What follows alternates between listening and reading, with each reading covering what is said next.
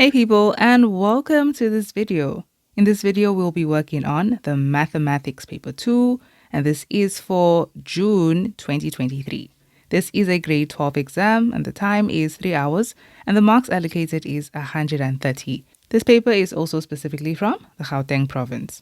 Okay, so I'm looking at the instructions. Remember to round off to 2 decimal places unless stated otherwise, and the diagrams are not necessarily drawn to scale. Okay, so even if something looks like it could be 90 degrees, as long as you can't prove that it is 90 degrees, then you cannot state that it is 90 degrees. Okay, so with that being said, let's get into this video.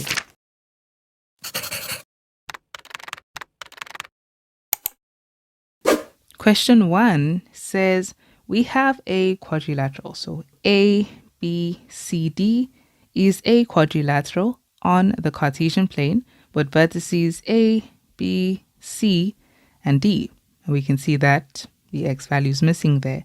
And the first question is to determine the gradient of AC. Okay, they've given you A, they've given you C, so you can find the gradient. So we use the gradient formula, which is y2 minus y1 over x2 minus x1. So the gradient of AC is equal to, just follow one order, okay? Top minus bottom or bottom minus top, it's fine. I'm just going to go with top minus bottom. So I'll say we're going to just go for 1 minus negative 3 all over, and this is negative 3 minus 5. And then you just simplify your gradient. So the gradient of AC, that will give us 4 on top, and that gives us negative 8. So 4 over negative 8 is negative a half, and that is our answer. Moving on to the next question. And then 1.2 says calculate the equation of AC. Great, we have the gradient of AC. You just need to use 1 point on that line AC to find the equation. So I'll go ahead and use A, negative 3 and 1. So if this is negative 3 and 1, you can use y equals mx plus c, or you can use this formula, y minus y1 is equal to your gradient, which is negative 1 over 2 times x minus x1. And then we just substitute. So x1 and y1 are your points, okay, the coordinates of your points. So that's x1, that's y1, and so that is y minus 1 is equal to negative a half, and then x minus negative 3. So minus negative 3 just becomes plus 3. And now we can just simplify this. So start with the right hand side because you're just going to transpose that. So this is negative a half x, and that becomes negative 3 over 2. Then when we transpose, it becomes plus 1, and this is y is equal to. So y is finally equal to negative a half x. So 1 minus, you can see that this is bigger and it's negative. So it will be negative a half, and that is our answer. That is the equation of AC. Moving on to the next question. Question 1.3 says, calculate the angle of inclination of AC. So angle of inclination. So just that angle that it creates with the x-axis. So here's the x-axis, here's AC. We're just trying to find that angle. And the reason I'm doing this is because I'm just checking. This is an obtuse angle. Okay, the gradient was negative, meaning this line is a decreasing function, and we need to just remember what to do with that. So to find the angle of inclination, we say tan theta is equal to our gradient. So tan theta equals gradient, and our gradient of AC was negative a half. Okay, so this is negative a half. So find theta. Naturally, we would just transpose, okay, to make that the second function of tan. But just remember what happens when you do this, because you have a negative value. The minute you say shift tan negative 1 over 2, you get a negative number. Okay, and we don't want to just use that because what you're measuring here is not this obtuse angle. You are measuring this little angle, okay? Or you could even look at it as you're measuring from this part over here, okay? So we don't want to do that. And so that we can get the positive angle, what we do is we add 180 degrees to this, okay? So if you measure this angle and you wanted to get this obtuse angle, you're adding 180 degrees from this point. 180 degrees creates a perfect straight line. 180 degrees will cause this to go from this point, okay, and then reach here. But remember, this was negative, so it doesn't even have a value for those parts. It gets to here, reaches 0, and then calculates the value of the obtuse angle. So that's what we're doing. So we're just going to say plus 180 degrees, and that gives us 153 degrees. So you need to include that here, plus 180 degrees. So theta is finally equal to 153.43 degrees, and that is our answer. Moving on to the next question. Question 1.4 says, determine the coordinates of D if AC is the perpendicular bisector of DB. Okay, so let's see what this looks like. They said that AC is the perpendicular bisector. Okay, so if it is a bisector, it means that this line AC cuts BD into two equal parts, meaning BM is now equal to MD. But it's specifically a perpendicular bisector, and that means that when it cuts it into two equal parts, it's also perpendicular to BD. Okay, so AC is perpendicular to BD, and it also cuts it into two equal parts. So how can we use this information to find D, the coordinates of D? So find X really. Now see that you can't really use the midpoint formula. It's not helpful here because we don't even know what M is. So we can't really do that. Let's skip that. And we can just use the fact that these lines are perpendicular. We have the gradient of AC. It's -1/2. We can try to find the gradient of BD. And because we know that perpendicular lines have gradients that do this, the product of their gradients, if you say the gradients of one line multiplied by the other line, they give you -1. And then we can use that to solve for X because everything else will be complete in the gradient formulas that we'll have except for X. That's the only thing that will be missing. Okay, so let's go ahead and do that. So we already know the gradient of AC. That is -1/2. And now let's find the gradients of BD. So gradients of BD, we're going to say y2 minus y1. So you can just follow, well, I want X to be first. So let's follow 0 minus -4. So 0 minus -4 over, and then x2 minus x1, that's x minus 2. And so this is 4 over x minus 2. Now, because these lines are perpendicular, it means that the gradient of, so we can state that, because we know that AC is perpendicular to BD, then this means that the gradient of AC multiplied by the gradient of BD, that is equal to -1. So the gradient of AC is -1/2, so -1/2, multiplied by the gradient of BD, which is 4 over x minus 2, and that is equal to -1. And we just have to solve for X in this equation. Okay, so to solve for X quickly, you can just decide to divide both hand sides by -1/2, but I will choose to just multiply both hand sides by -2/1, which is just -2. Okay, and that will cancel that. So times -2/1 as well, which is -2. And then this gives us positive, they cancel, and we still have 4 over x minus 2, and this gives us +2. And at this point, you can just cross multiply. So this will multiply with a 2 to give us 2 times x, which is 2x, and 2 times -2, which is -4, which is equal to, this has a natural denominator of 1, so 4 and 1 multiply to give you 4. This will go over and become +4, so that is 2x equals 8. Divide both hand sides by 2, and x is therefore equal to 4. And that is our answer. So it means that D, that x-intercept, is simply 4 and 0. And that is our answer. Moving on to the next question. Question 1.5 says, hence, deduce that ABCD is a kite. So prove that this, or really just conclude that this shape is a kite. So it's still proving really. How do you conclude or show that this shape is a kite? How do you prove that a shape is a kite? Well, a kite is actually one of the simplest ones to prove because there's just one way. To prove that a shape is a kite, you can prove that, I don't know why I'm throwing it out, the shape is already there. But to prove that a shape is a kite, if you can show them that this side is equal to this side, the adjacent sides are equal. So these two are equal and these two are equal, then it's a kite. And that's what we're going to focus on. So all we're doing is finding the lengths, given that, you know, we have all the sides. Yeah, that's probably why they asked us to find D. Okay, so we know everything that is here now. We're just going to find these lengths. Okay, so the first set of sides we need to find would be AB and AD. So let's find the distance of AB. So it's just using the distance formula. I'm going to just put the distance formula down already. So square root of x2 minus x1 all squared plus y2 minus y1 all squared. And now we're just finding all these distances. So AB is equal to the square root of, and we're saying you can go in any order. Top minus bottom is fine because you're still squaring it at the end of the day. So -3 minus 2 all squared plus, and then the y's are 1 minus -4, which becomes a plus 4, all squared, and we'll find AB. Okay, and that is 5 square root 5. And let's go ahead and find AD. So AD, and we're just going to use the same formula again.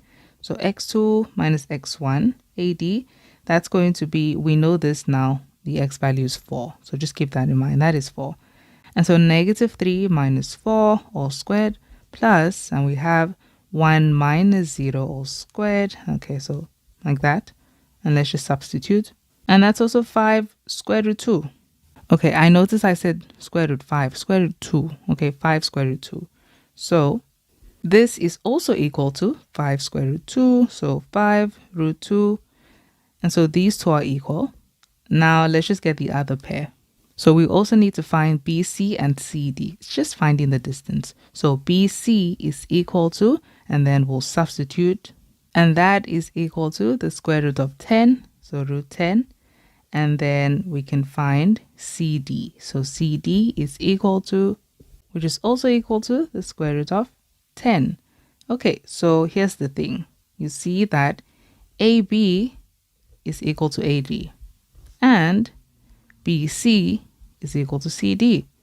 So since we have that, okay, we see that this is equal to this, and this is equal to this, then this is a kite. So we can finally conclude that this is a kite. ABCD is a kite because we have each pair, or we can just say 2 pairs of adjacent sides equal.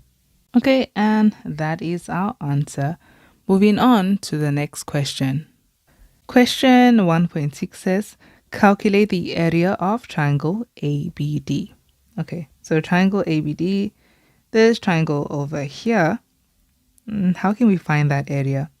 Okay, always try to go with a half base times height first before looking into other things, because it's just one of the simplest ways to work with this. So to find the area of this triangle, and let me just get it down there. Okay, so we have the base. We can use BD as the base, and we're just going to find the distance. Okay, we can find the distance of that base, and then we'll have to find this midpoint, because you see that these lines are perpendicular, so this can serve as the height. Okay, so things we need to find. We need to find BD, we need to find the midpoint, and then AM. Okay, let's go.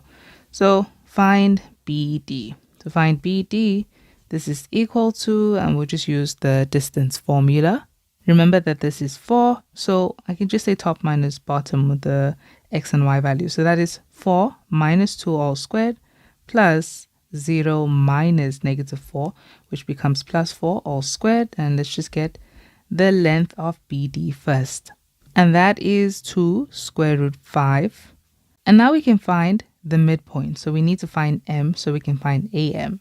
So to find M, just use the midpoint formula, and so that is x1 plus x2, so take that as 4, so 4 plus 2 over 2, and then y1 plus y2, which is 0, plus -4, which just becomes -4 over 2, and so the midpoint is simply, that's going to be 6 over 2, which is 3, and then -4 over 2, which is -2. Okay, half base times height is always going to give you the most accurate answer. Okay, if you use the sign, the area rule, you will get to the right answer, but you'll notice there'll be decimal points that you round up to, and then you finally get the answer that you would have gotten with this method. Okay, so we found BD, we found M, and now we need to find AM. Okay, so AM, we know what A is and M, so use the distance formula. AM is equal to, and we're just saying top minus bottom. Okay, I'm just making sure that A is fine. So this is x2 minus x1, which is negative 3 minus 3 all squared, plus 1 minus negative 2, which becomes plus 2 all squared. And let's find the length of AM. And that is 3 square root 5. Okay, so here, to find the area of this triangle, ABD, so that's ABD, we simply say a half multiplied by the base, and that was BD, and we know that is 2 square root 5, and then multiply by the height, which is AM, 3 square root 5. So this is equal to, this is just going to be a half, and then 2 times 3 is 6, and then root 5 times root 5 is 5. That's 30. 30 divided by 2 is 15. So this is 15 square units, and we can just say units squared. And that is our answer. Okay, 15 square units. And that is it for question 1. Question 2, 2.1 says, in the diagram below, Q is 15 and M. That is the center of the larger circle, which touches both the x-axis and the circle centered at P. So it touches over there.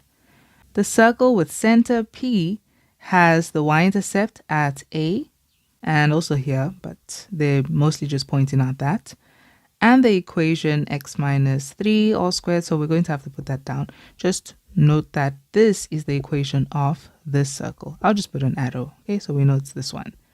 And they tell us that the radius of the circle centered at Q is 8. So that is 8. And the first question, 2.1.1, says, determine the equation of the circle with center Q in terms of x, y, and m. With center Q. Okay, makes sense. So this is the center, and then, yeah, in terms of x, y, and m. So to find the equation of a circle, we use the general form of a circle, which is x minus a all squared plus y minus b all squared is equal to r squared. And we can see that the center of the circle is Q, which is 15 and m. So if the center is 15 and m, these center points, they serve as the values of a and b. Okay, so we know our values of a and b. So a is, we'll say x minus, and a is 15, so that's 15 all squared, plus y minus, and b is m, so m all squared, and is equal to r squared. But here's the thing, we know the radius. The radius of the circle is 8, so r squared is 8 squared. And so our answer is really just x minus 15 all squared plus y minus m all squared is equal to 64. Okay, and that is it. Moving on to the next question. Question 2.1.2 says, determine the value of m. Okay, so I'm just looking at the equation. Only m is missing. So if we had a point on this larger circle, we can find m. Okay, looking at this point, you see it has this m value. Okay, it's a y value. So whatever that is, that's going to be m.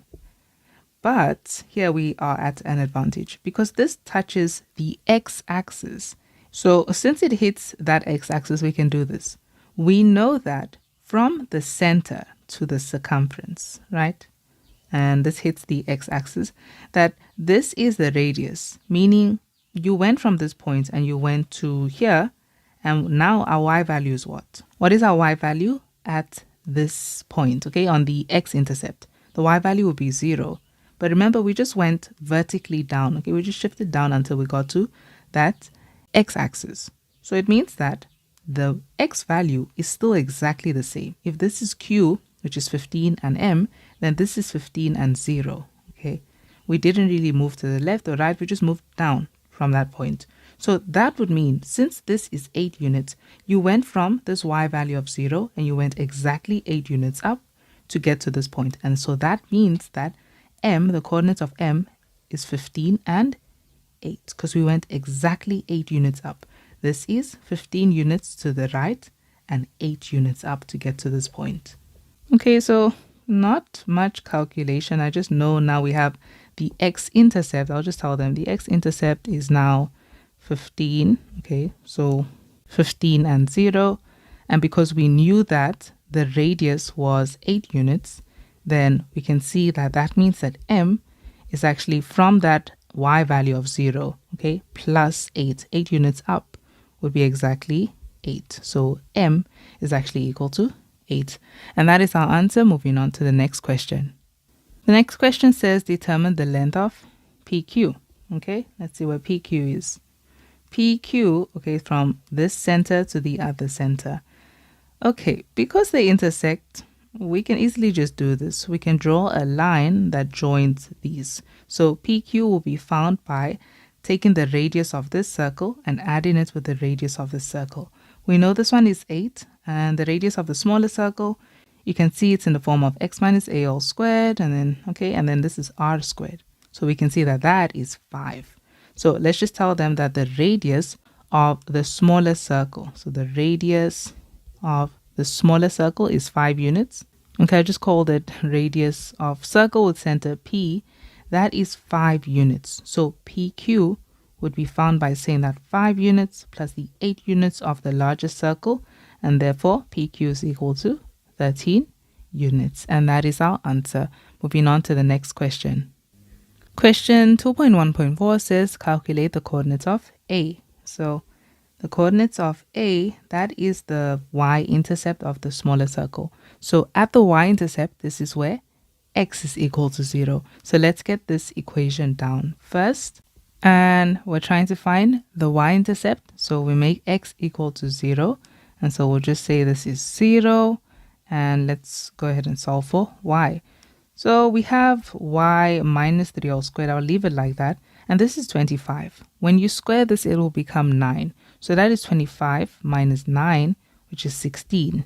And then if you square root both hand sides of this equation, remember that it's an equation and you have to consider the positive and negative solution. So y minus 3 is equal to positive or negative 4.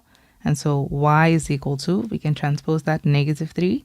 3 plus minus 4. So either y is equal to 3 plus 4, which is 7, or y is equal to 3 minus 4, which is negative 1. And you can decide based on where a is. Okay, you can see that this is a positive value. So this is the 7, so 0 and 7. And we can just tell them that the coordinates of a are 0 and 7.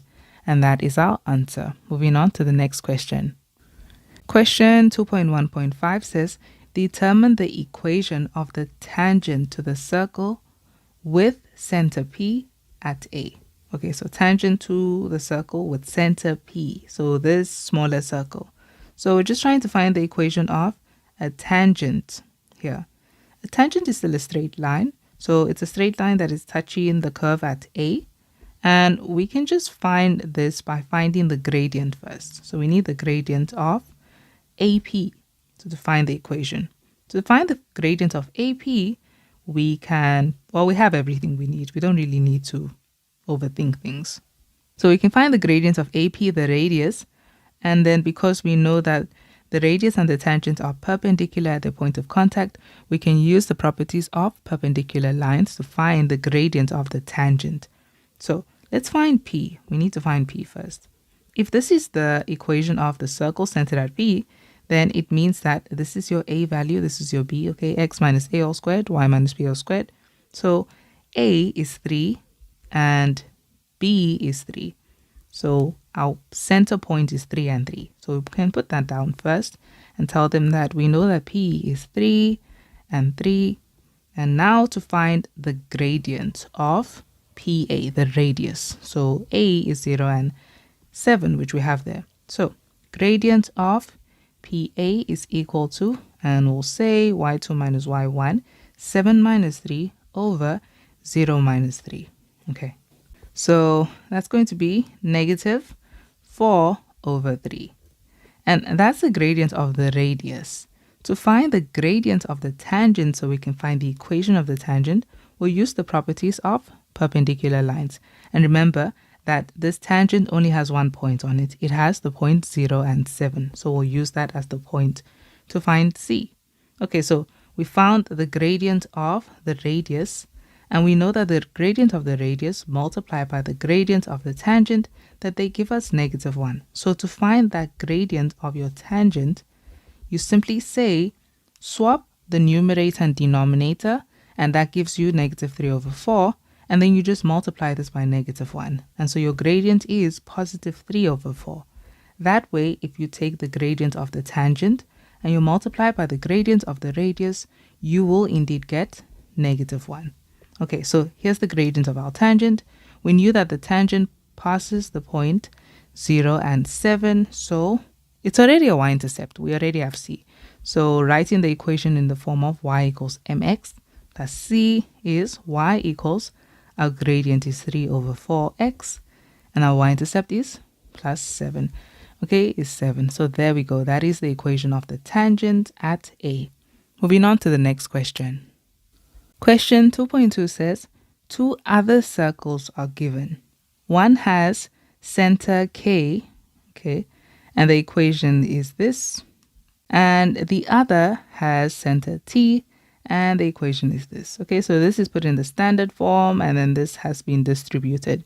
So the first question, 2.2.1, says, determine the center and the radius of the circle with center K. Okay, so with this, we're taking x squared minus 6x plus y squared plus 4y minus 12 is equal to 0. And we need to find the center and the radius. You see how when it's put in this format, we can easily see the center because it's x minus a and then, y minus b all squared as well. And this equals to r squared. We can easily see the radius because that's r squared. And we can see the center as a and b. So that's what we're going to do. We're going to ensure that it's written in this format. So to turn it into that format, we're going to have to complete the square. So to complete the square, ensure that your x's are together, your y's are together, and your constant is transposed. So we're going to take that negative 12 over and becomes a positive 12.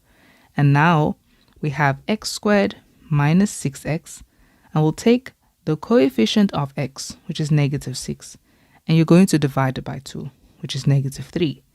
And what we do is we add that coefficient, okay, negative 3, and we square it. Okay, so we add that half of that coefficient all squared. And then we have plus y squared plus 4y, and we do the same thing here with the y's.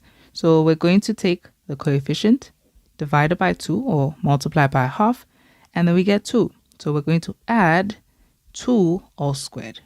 Now, this is an equation. So what you do on the one side, you must do on the other side. So you see how we added by negative 3 all squared. We do the same on the right, and then we also add 2 all squared. Okay. And now whatever has a squared on it, okay, with these x's, you see, if you had to simplify this and get that answer as positive 9, when you factorize that, it will become two factors that look like this. When you grab this down here, it's x. And when you pull this, you need to take whatever is inside the bracket, whatever was being squared. And that is a minus 3, okay? If you take that, and we're just going to rewrite the squared here, if you had to factorize that, you would have gotten x minus 3 times x minus 3. And then they simplify to this. Okay, so we're not changing anything. We're just changing the way it looks. It doesn't change the value. And then we'll do the same to this side. Okay, so we're completing the square. And this is plus, and you're going to open a bracket and pull down y, and then pull down whatever was inside here, whatever was being squared, which is a positive 2 inside here. And then you're going to put the square there. And then simplify this. Okay, so this gives us 9, this gives us 4. So we already have 13 and then plus 12, which is 25. So this is equal to 25. And now from this, we can see that the center of this circle, K, right, the center K is 3. And see, it must say y minus b. So y minus negative 2. So that is negative 2.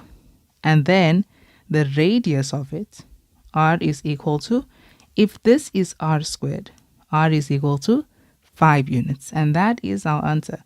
K is 3 and negative 2, and then r is 5. Okay, 5 units. Moving on to the next question. And then the next question is calculate the distance between the centers K and T. Okay, so you see how we were able to calculate that distance previously. It doesn't matter whether they intersect or not. If you're trying to find the distance between their centers, you're just going from this point to this point. Okay, we're simply going to find the distance. So the center, take that center and this center, and we're going to use the distance formula on that. Okay, so we know that k is 3 and negative 2. What is the center of the other circle with t? That is, so we know t, that is going to be 12 and 10. So that's A and B. We'll say 12 and 10, and now we just have to find the distance. So kt is equal to the square root of x2 minus x1. We'll just say, I'll say 12 minus 3 all squared plus 10 minus negative 2, which is plus 2 all squared. Okay, so bottom minus top. And the distance of kt is 15 units, and that is our answer. Moving on to the next question.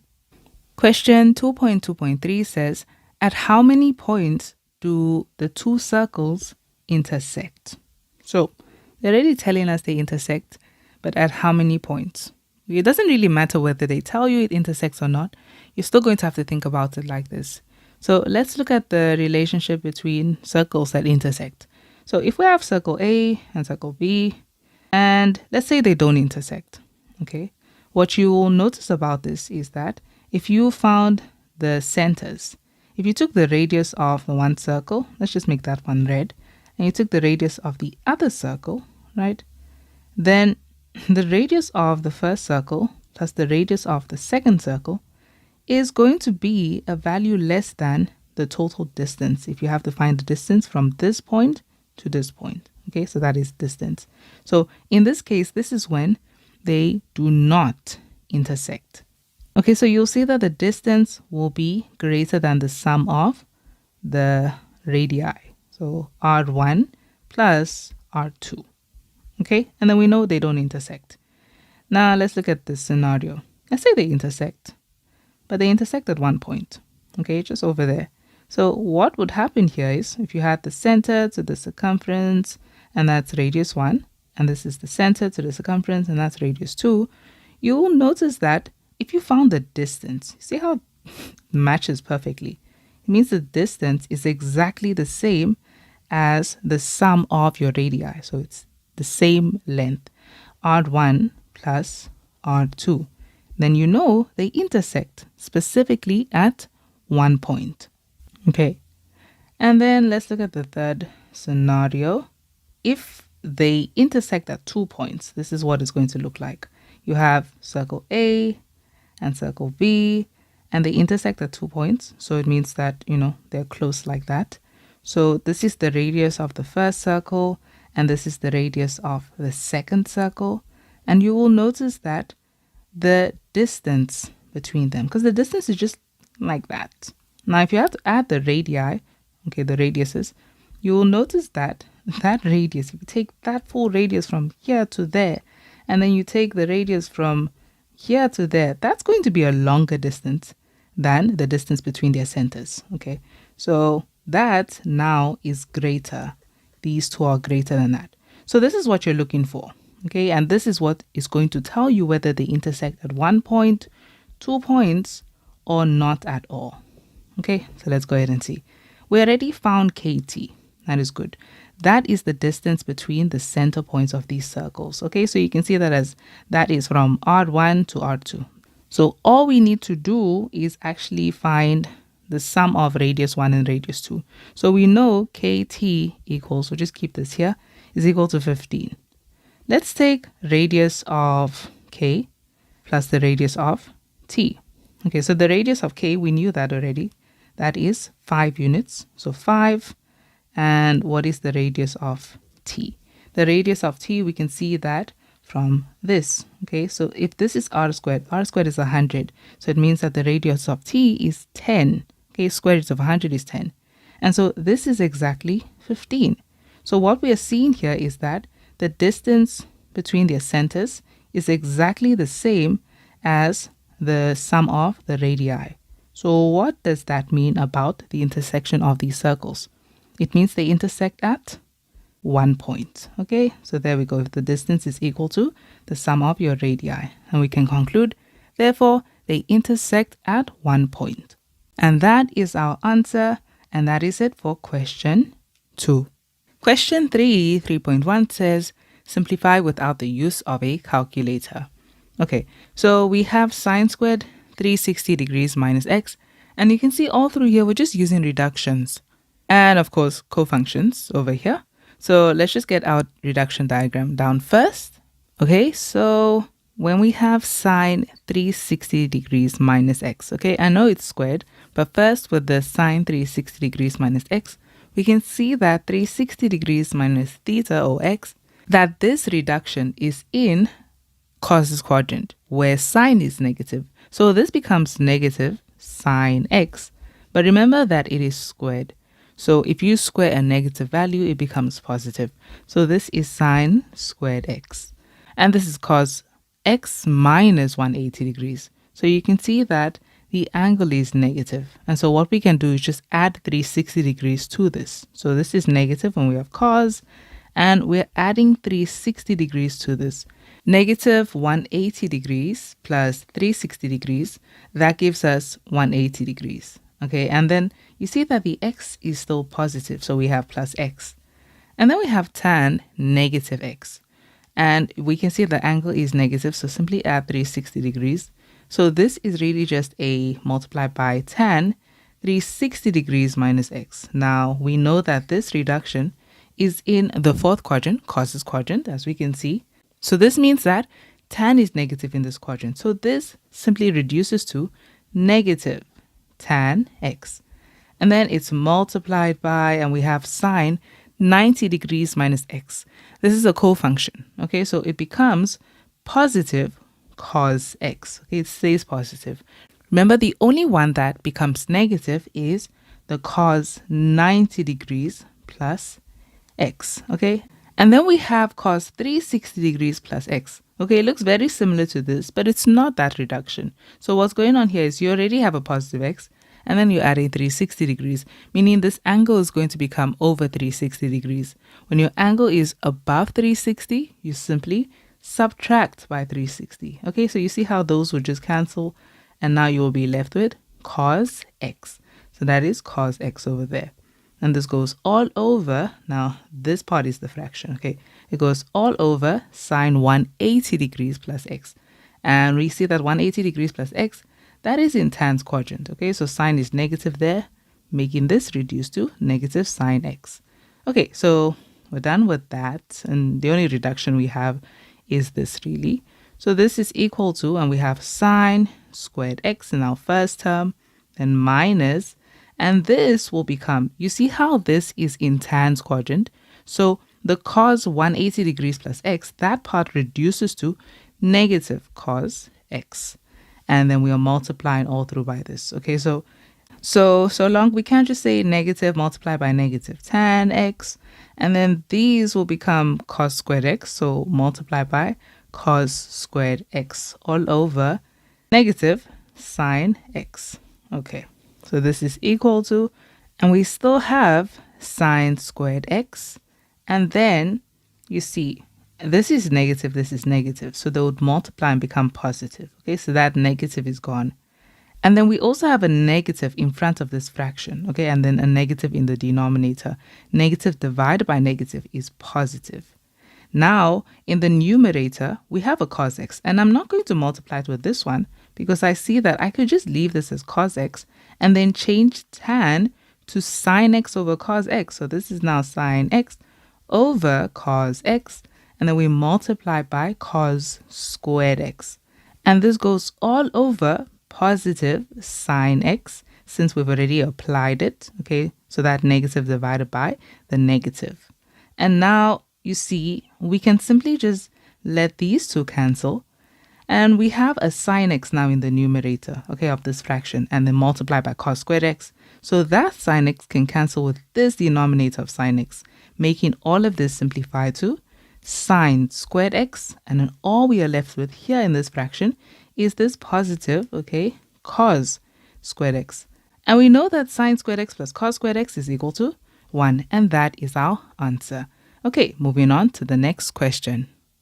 Question 3.2 says, if beta is an element of negative 90 degrees to 270 degrees, okay, so we have a domain in this case, determine beta without the use of a calculator. And this is the equation they give us. Okay, so it's not really a general solution, but we're not going to find the general solution because we have a specific interval in which beta will lie in. Okay, now looking at this, it's not a problem. And the reason why is because you see, all you have here, these are just numbers. You know, the same way sine 30 degrees is not something you should be afraid of because this simply simplifies to a half. It means that all of these, they're just going to simplify to one single number. So you're still going to have cos beta plus 80 degrees is equal to a single value, okay, a numerical value. So, okay, let's just simplify that. So we have cos, and this is beta plus 80 degrees is equal to, and this is sine negative 300 degrees. What do you do when your angle is negative? You're going to add 360 degrees to this. Okay, so straight away we can say what is 360 degrees minus 300 degrees, and we know that that is 60 degrees. So this is sine 60 degrees. This is cos 45 degrees. At this point, you can just use your calculator for these parts. I've noticed in the recent papers, they don't stress too much about using, your triangles or your circles to work with special angles. So it's fine, you can use a calculator. So on the calculator, if you say cos 45 degrees, you will find that that is equal to the square root of 2 over 2. Okay, so this is root 2 over 2. And then in our denominator, we have cos 405 degrees. You first have to reduce it, if necessary, of course, or apply whatever you're supposed to apply to it. So reduction or subtracting 360 degrees, you have to do that first before you can, get a simplified version of that. So don't use a calculator right now. Don't go ahead and put in cos 405 degrees, okay? Because then you're not actually simplifying it. So cos 405 degrees. Do you see how 405 degrees is an angle that is greater than 360 degrees? So what are we going to do? We're going to subtract 360 degrees, okay? If the angle is negative, add 360 degrees. If it's greater than 360 degrees, subtract 360 degrees.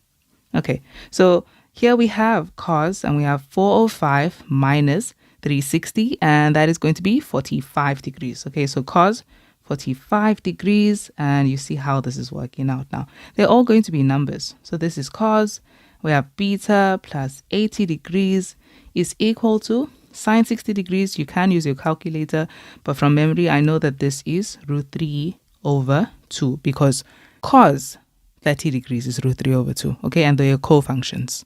So then multiply by root 2 over 2, and then all over, and then cos 45 degrees, it's also going to be root 2 over 2. Okay, so straight away, I'll just cancel these two. They cancel. And then all we're left with is root 3 over 2. Okay, so this just means that cos beta plus 80 degrees is equal to root 3 over 2.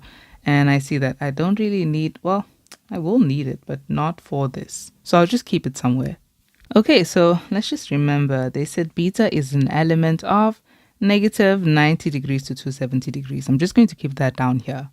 Okay, and let's go ahead and simplify this. So this is like working with a general solution, but we're not finding the general solution. We're finding the solutions within this interval. Okay, let's see.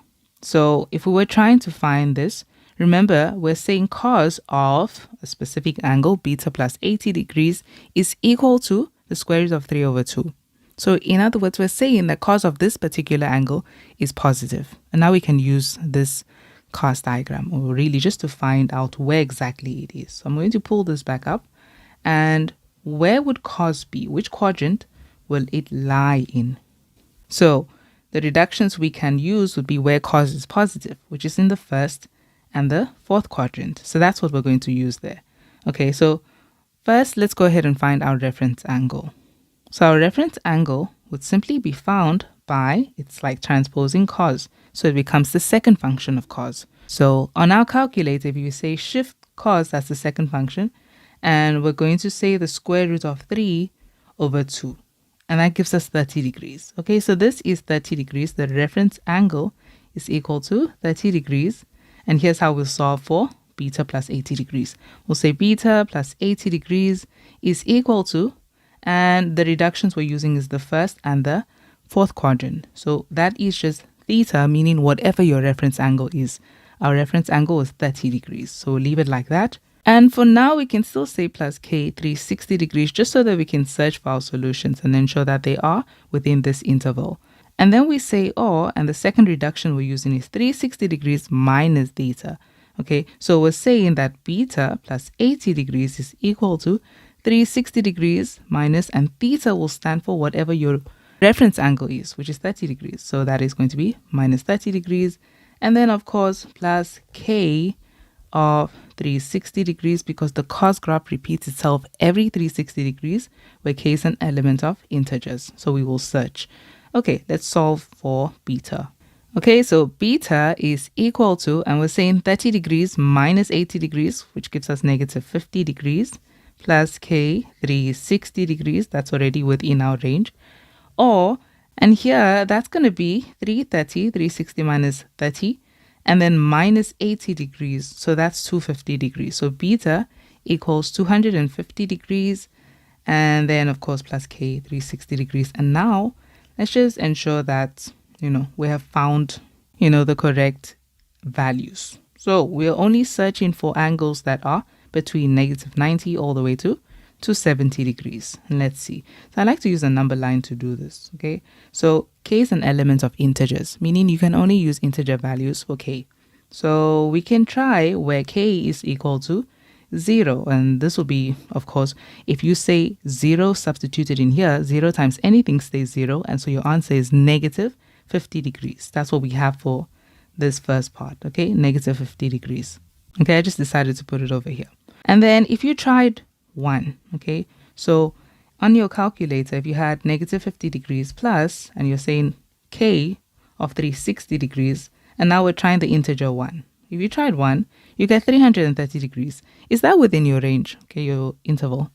No, okay, so it's not within what beta should be. That is greater than 270 degrees, so we won't even accept that, meaning you don't have to try 2 or anything else.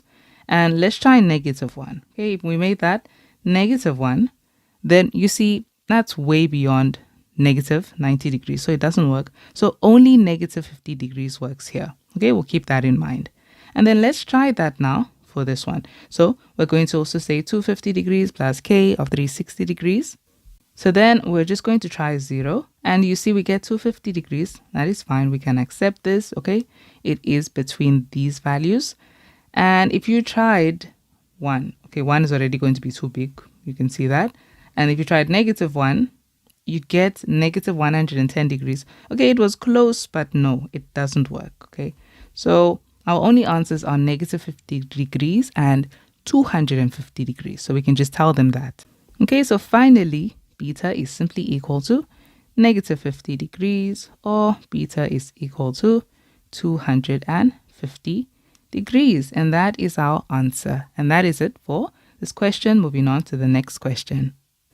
Question 3.3 says, determine the value of the following without the use of a calculator. So we have sine 49 degrees over cos 41 degrees. Okay, it's sine and cos.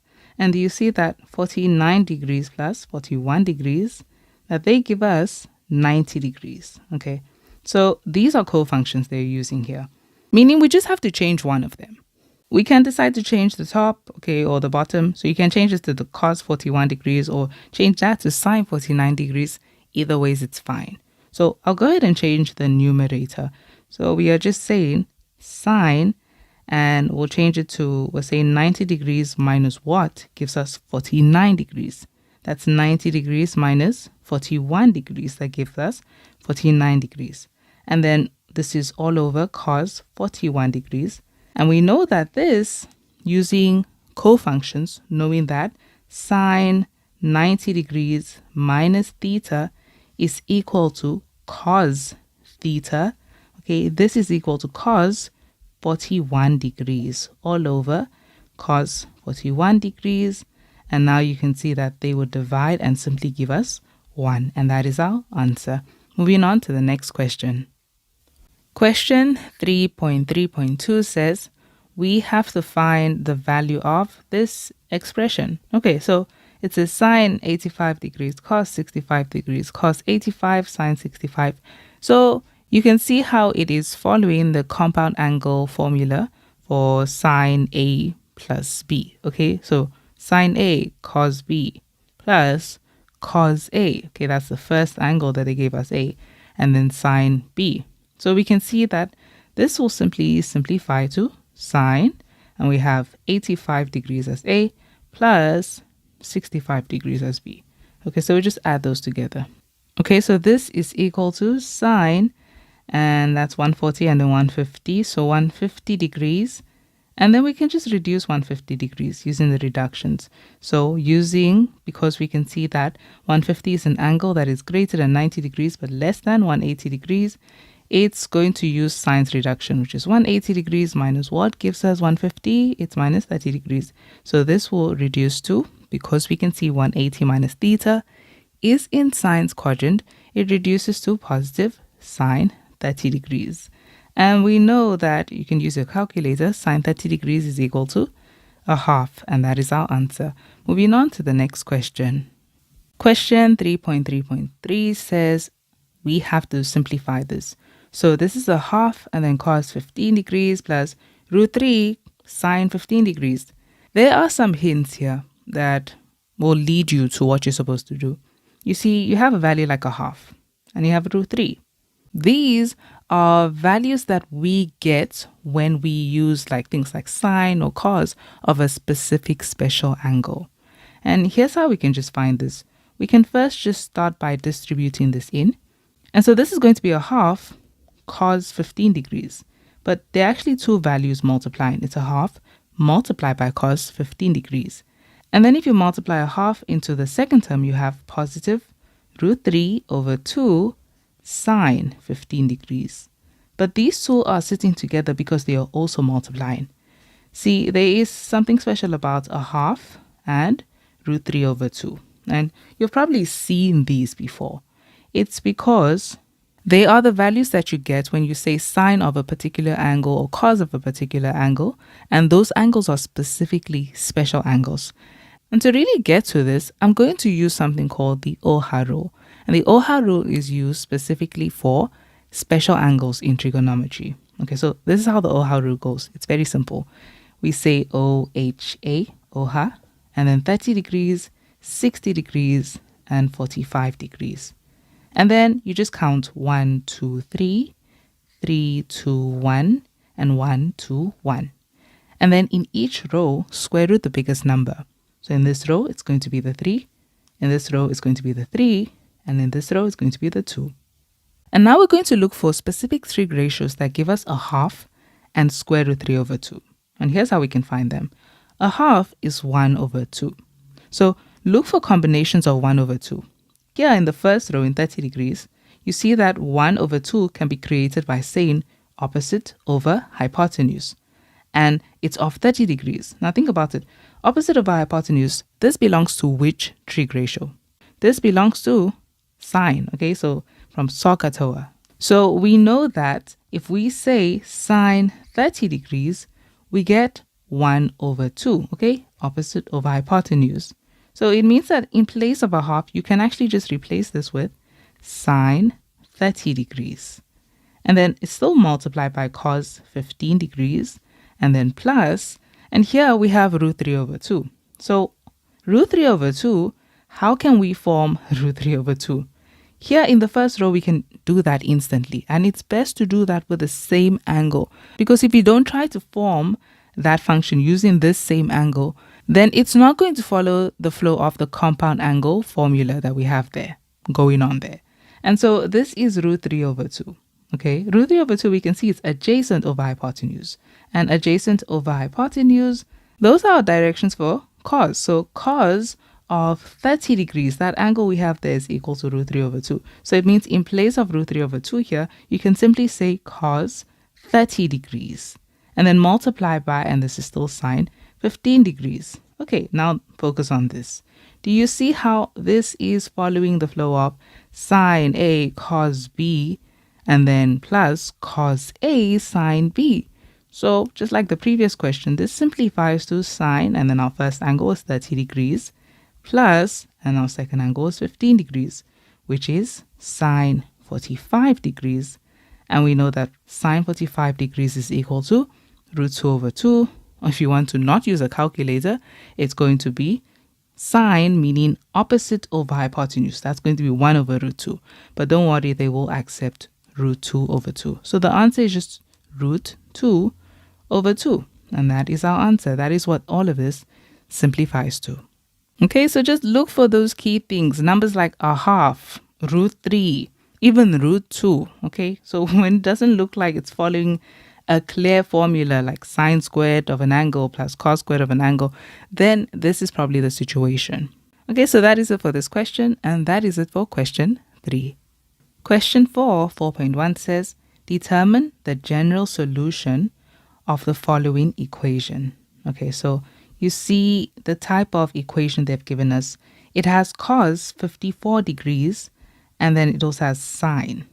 With this equation, you should just notice that this is a sine to x. So it's not something that you can compare with x. So immediately, you need to change one of it. You can either change this to sine or change this to cos. If not, we won't be able to work with them. Okay, we cannot just say, okay, we'll find the reference angle and then just transpose cos and then becomes the second function of cos.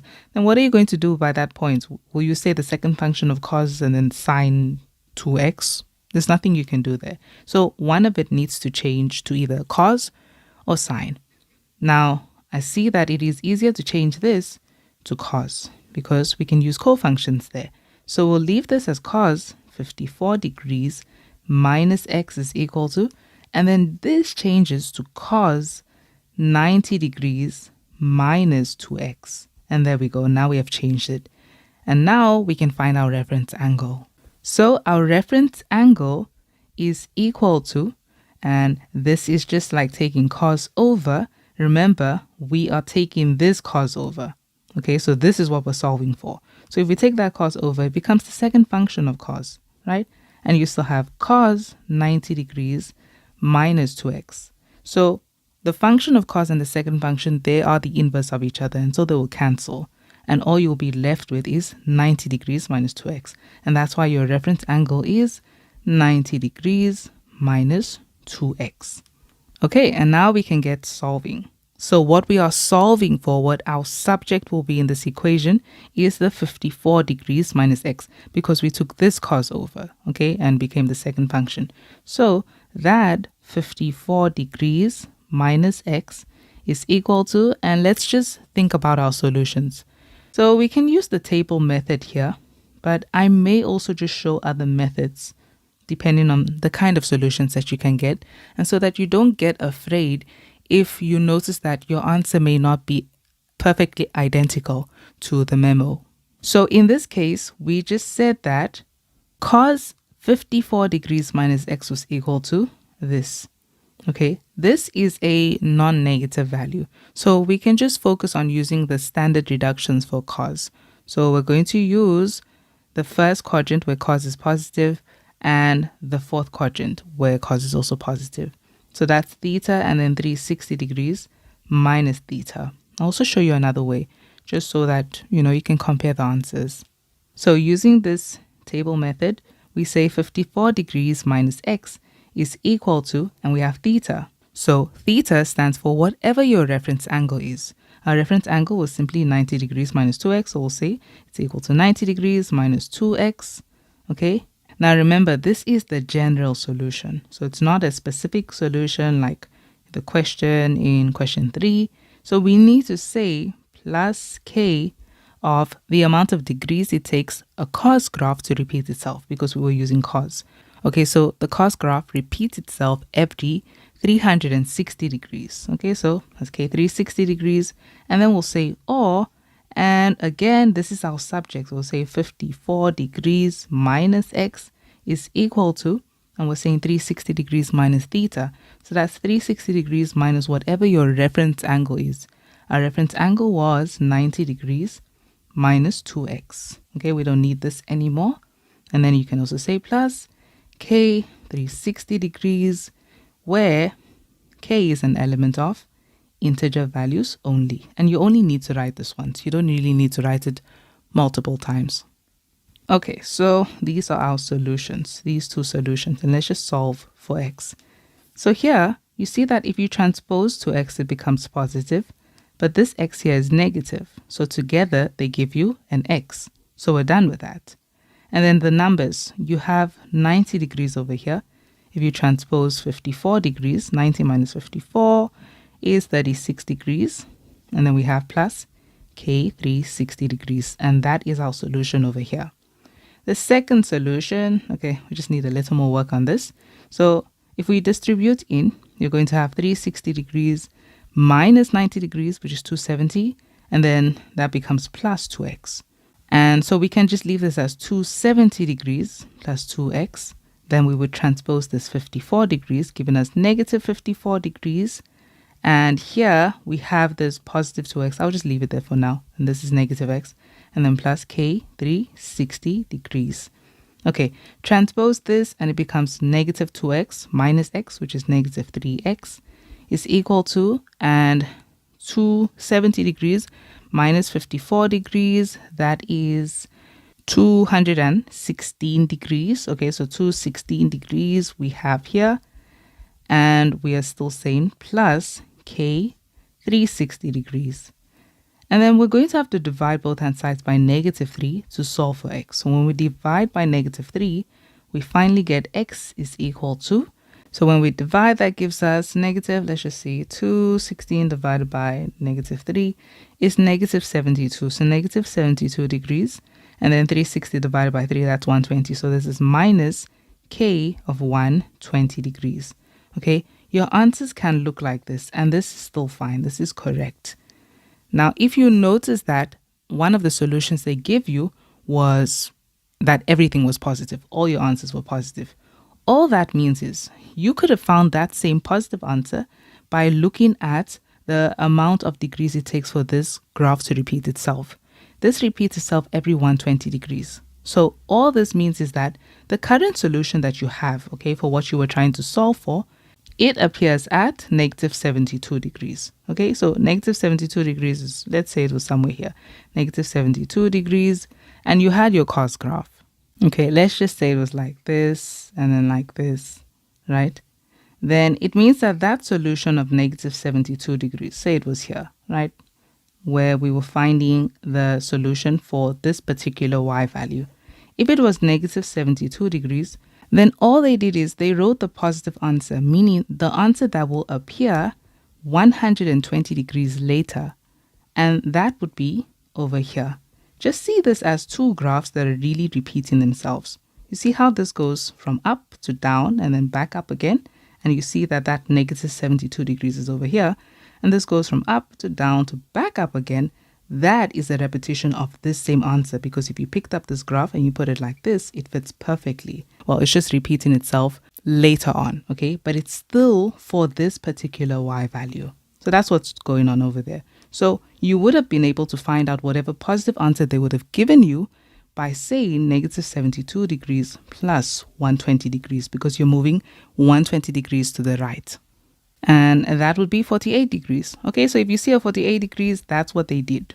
But you can still accept this answer. Okay, and that is our answer. And moving on to the next question. Question 4.2 says, if 13 sine x plus 5 is equal to 0, and x is an element of 0 to 270 degrees, you can already see this is information about a trig diagram. Okay, we need to determine, without the use of a calculator, the value of sine 2x. Okay, so let's take our information. We have 13 sine x plus 5, but we can just transpose 5 to get negative 5, and then divide both hand sides of this equation by 13. So it means that sine x is equal to negative 5 over 13. So sine x is a negative value. So let's find that in our Cartesian plane. So where is sine negative, but also the x value, that angle, is between 0 to 270 degrees.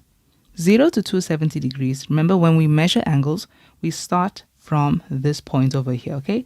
this is the positive part of the x-axis, and we move anti-clockwise. So if you're moving 270 degrees, this is 90, this is 180, this is 270 degrees, okay? And from 0 degrees and then back at 360. So this is the first quadrant, second quadrant, and third quadrant. But they're telling us that sine is specifically negative in this quadrant. Amongst these three quadrants, where is sine negative? It would be in the third quadrant, where tan is positive. So we know that our terminal arm lies in the third quadrant. Okay, so then we're going to draw a line up to the x-axis, and it is perpendicular to the x-axis. And this is that value, okay, that x, that angle that we are measuring. So here's how we can find this third side that we need.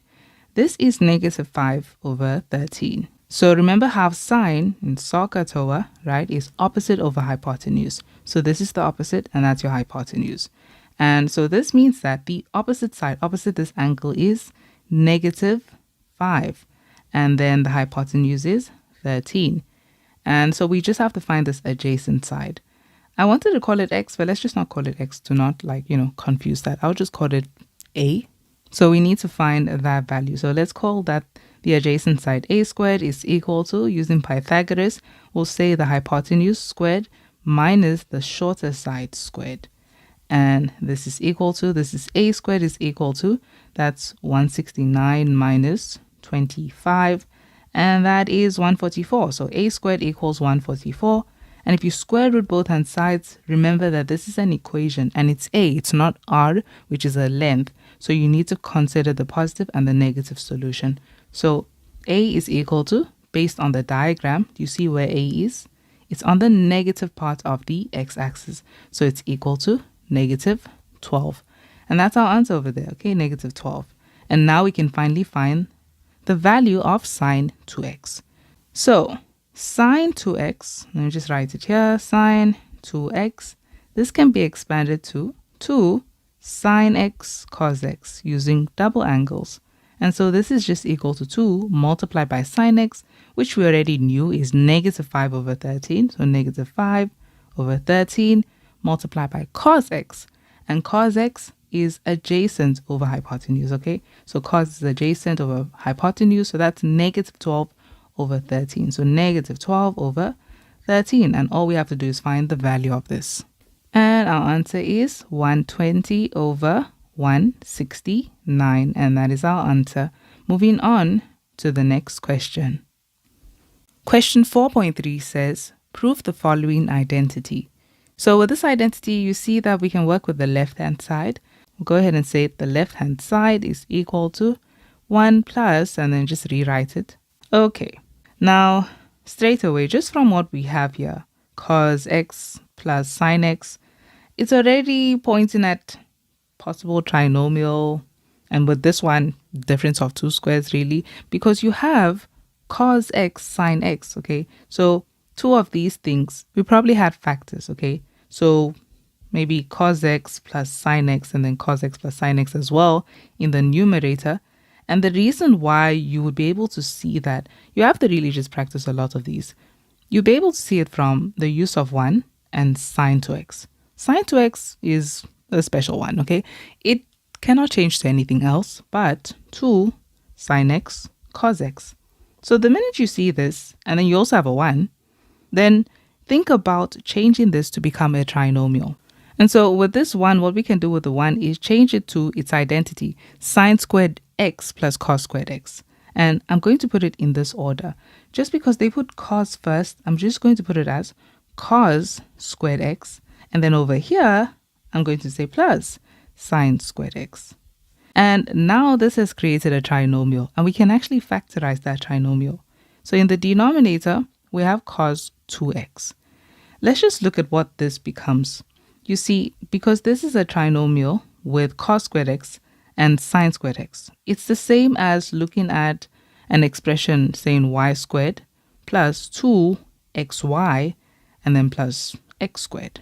This would factorize to, if you look at your factors, what did you multiply to get the first term? You multiplied a y and a y.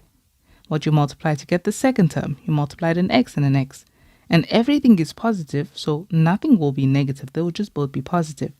If you distribute, you'll see that you'll get back to exactly this. So this became a trinomial that when you factorize it, it has two factors that are exactly the same. Okay, a squared binomial, that's what it creates. But we're not going to write it as a squared binomial. We'll leave it separated like that. Now, in the denominator, the only thing that can actually cancel with that type of trinomial would be something that also has a cos squared and a sine squared. But you see, this is just cos 2x. Cos 2x can change to three things, and these are the three things. Now, amongst these three things, the only one that will have factors with what this factorizes to would be this last one. And so we're going to change this to cos squared x minus sine squared x. And this is equal to, we can factorize that numerator. It's just going to be cos x plus sine x and then multiply by cos x plus sine x. And I'm not going to put them together. I'll leave them separated like this. And this goes all over. Now look at your denominator. It's cos squared x minus sine squared x. What can you use to factorize that? You can simply use difference of two squares. So open up two brackets and you're saying what is the square root of cos squared x? It's cos x. So that's going to be cos x times cos x. And then square root of sine squared x is going to be sine x and sine x. And then to ensure that it does actually fit difference of two squares, you're going to make one factor positive and the other negative. And now do you see how these would cancel? They're exactly the same. This cancels with this.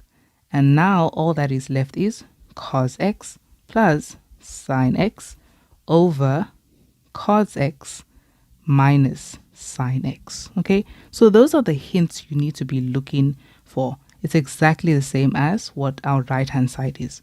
Those are the hints you need to look for. You need to look for things like the use of sine 2x, and then you see this. The minute they put a 1 here, they're trying to create a trinomial in that numerator. Okay, and that is it for question 4.3. Question 4.4 says, if sine 39 degrees is equal to p, determine the following in terms of p. So we have another trig diagram. Okay, so grade 12s by now, you probably realize the whole hack with mathematics in general.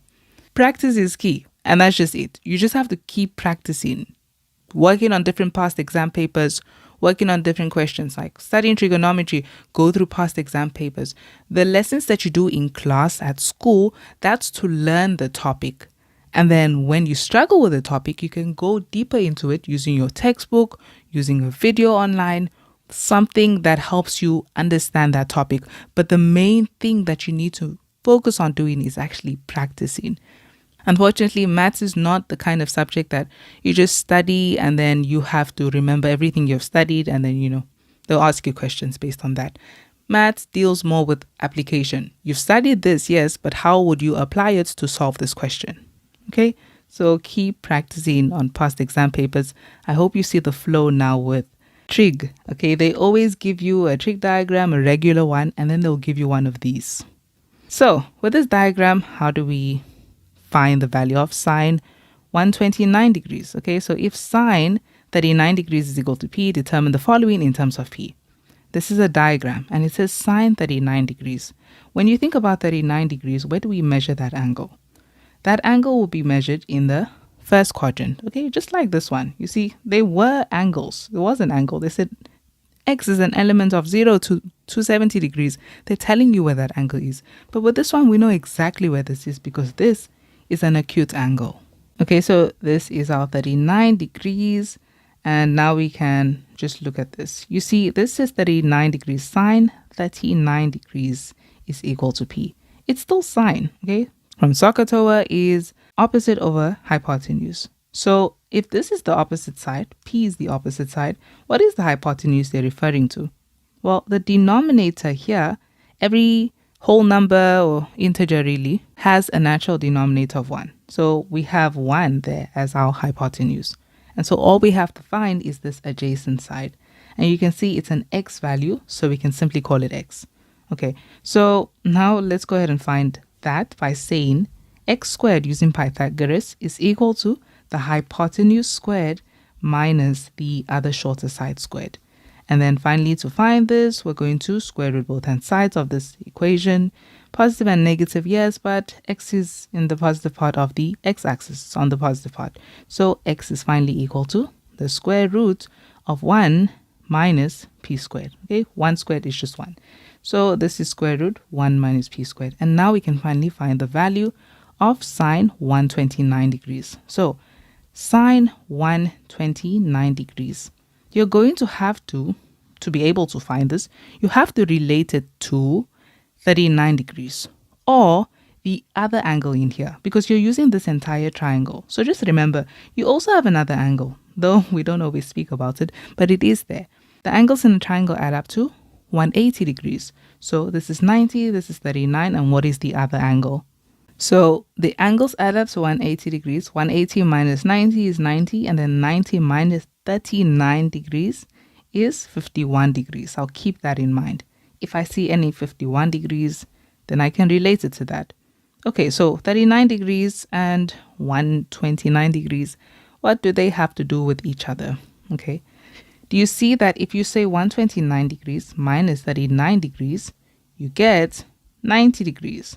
So clearly here they use cofunctions, and we can express this sine 129 degrees as 90 degrees plus 39 degrees. And so now you see that we're using cofunctions. Sine 90 degrees plus theta is equal to cos theta. So this is cos 39 degrees, okay? And that's all we need to find. What is cos 39 degrees? Cos is adjacent over hypotenuse. So we're saying the adjacent side, this is the adjacent side next to the angle, and then over the hypotenuse, which is 1. And then anything over 1 stays the same. So this is simply the square root of 1 minus p squared. And that is our answer. Moving on to the next question. Question 4.4.2, we have tan 321 degrees. Okay, funny enough, you see with this one, I changed it using cofunctions. I didn't need to do that. You could have simply just reduced it. You see, the rule is to just simplify it for you. If you notice that the angle is an obtuse angle, meaning greater than 90 degrees, okay? So if it's an obtuse or reflex angle, anything greater than 90 degrees, simply just reduce it using your reductions. And that's all you can do there. Okay, I just use cofunctions, but it's not really necessary. So with this one, tan 321 degrees, I can already see this angle is over 90 degrees. So we're going to reduce it. But you see that it's an angle that is greater than 270 degrees, but less than 360. So you're going to use the reduction 360 minus theta. So we'll say 360 degrees minus what gives us 321 degrees. So 360 minus 321, that's 39 degrees. Okay, so minus 39 degrees, that's what gives us this. And so we can see that this is a reduction in the fourth quadrant where tan is negative. So this will reduce to negative tan 39 degrees. And we have this related to 39 degrees, so we just have to find tan. Tan is opposite over adjacent. So the opposite side over the adjacent side, and that's just p over, so it's negative p over the square root of 1 minus p squared. And that is our answer. You can just say this is negative. The whole fraction is negative. Moving on to the next question. And then we have 4.4.3 sine 78 degrees. And straight away I can already see 78 degrees, that's double of 39 degrees. Because 39 degrees, it's just 1 away from 40. So 40 times 2 is 80, and then, yeah, it's half of it. So this is sine 2 times 39 degrees, meaning we are just using double angles here.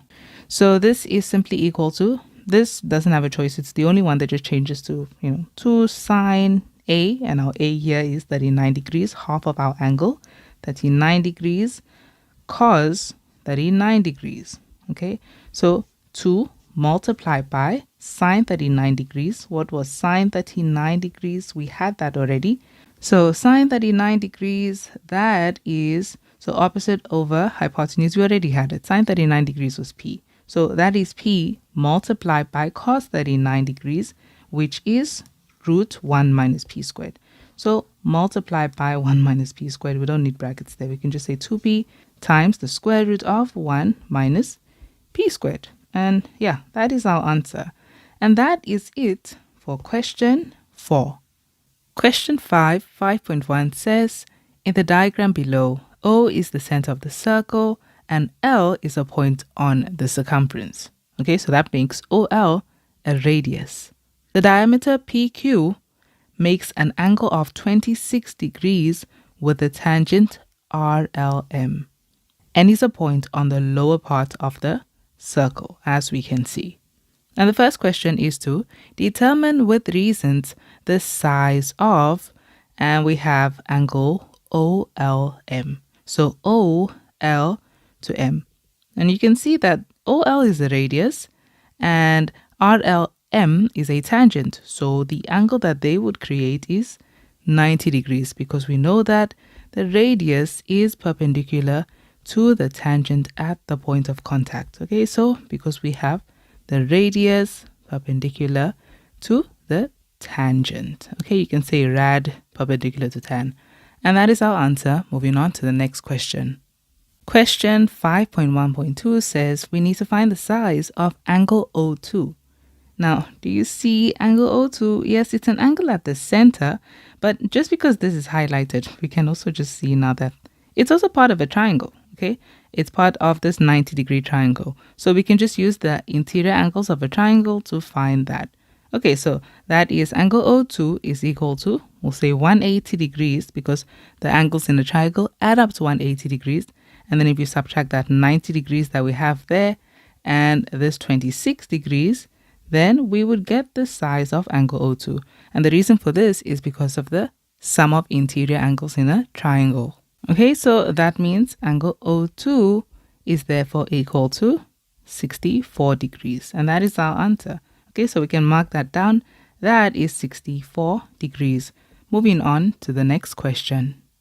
The next question, 5.1.3, says we need to find the size of angle P. And angle P is over here. Okay, straight away we can see that we have this chord LQ supporting this angle at the center, 64 degrees angle O2, and it's also supporting the angle at the circumference angle P. So the angle at the center is twice the size of the angle at the circumference supported by the same chord or arc. So this is 32 degrees, and we can go ahead and tell them angle P is equal to 32 degrees, and we'll put down our reason. Okay, and there we go. Moving on to the next question. The next question, 5.1.4, says we need to find the size of angle Q1. Okay, so looking at angle Q1 over here, how can we find this? Okay, straight away, so there will probably be multiple ways. Straight away, I see that angle Q1 is the exterior angle of this triangle that we have here. Okay, I just want to change this to blue. So this triangle over here, angle Q1 is the exterior angle. So it's equal to the sum of the two opposite interior angles, right? So that would mean that you would need angle L5 to find angle Q1. But do you see that angle L5 is the angle between a tangent and a chord? So it's going to be equal to the angle supported by that same chord at the circumference. Okay, so that's one way. And then another way that we could find angle Q1 is, and this is probably the easier way, you could just use this angle in a semicircle. Okay, there's your diameter PQ. And then this is 90 degrees because we have an angle in the semicircle.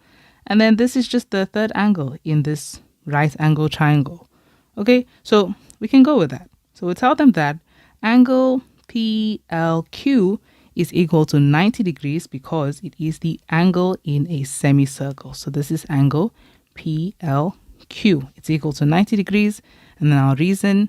And then once we found that angle, we can see that we have a triangle over here. Okay, a right angle triangle.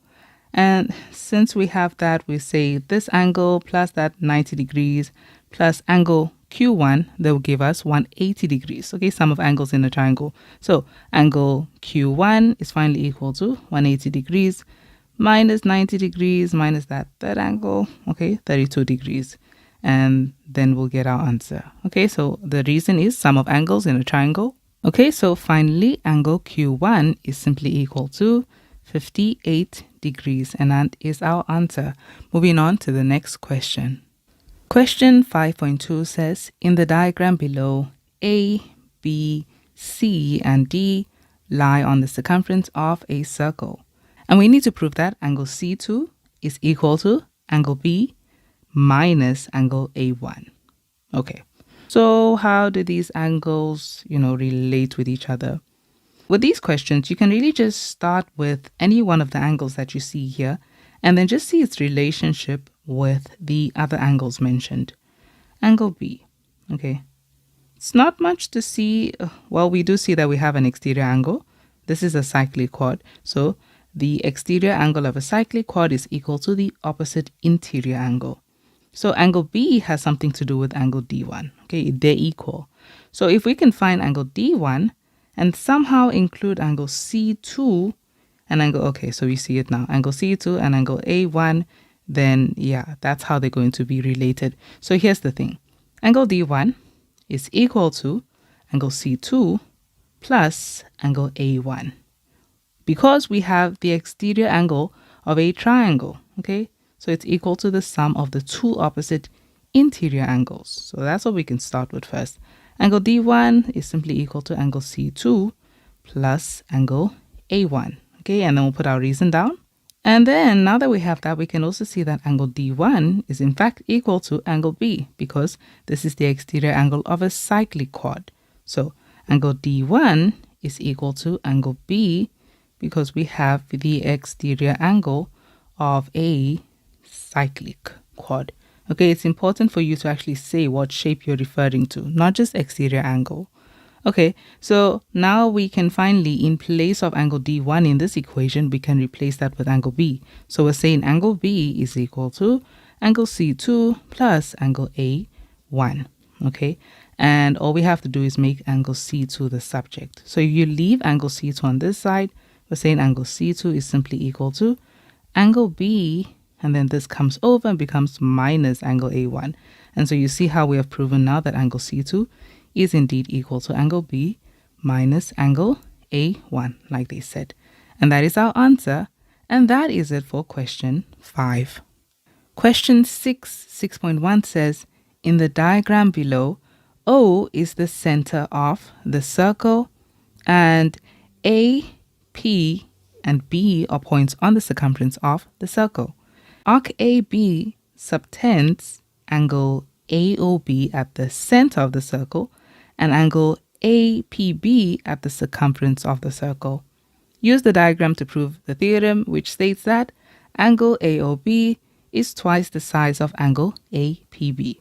Okay, so for 5 marks, we have to prove this theorem. The first step to prove this theorem is to draw a line from P to O, really a radius, but extend it. You can draw it as a diameter, you can just extend it as a radius, it's perfectly fine. Okay, as long as we have this over here and we have divided that center angle, okay, and the angle at the circumference into 2 angles. So this is angle P1, angle P2, angle O1, and angle O2. Also make sure to write down any constructions made. Okay, so I'm drawing this line PO extended, and I'll just extend it to a point called Q. Okay, so extend it to Q. And now, once we have done this, what we have done here is created 2 triangles.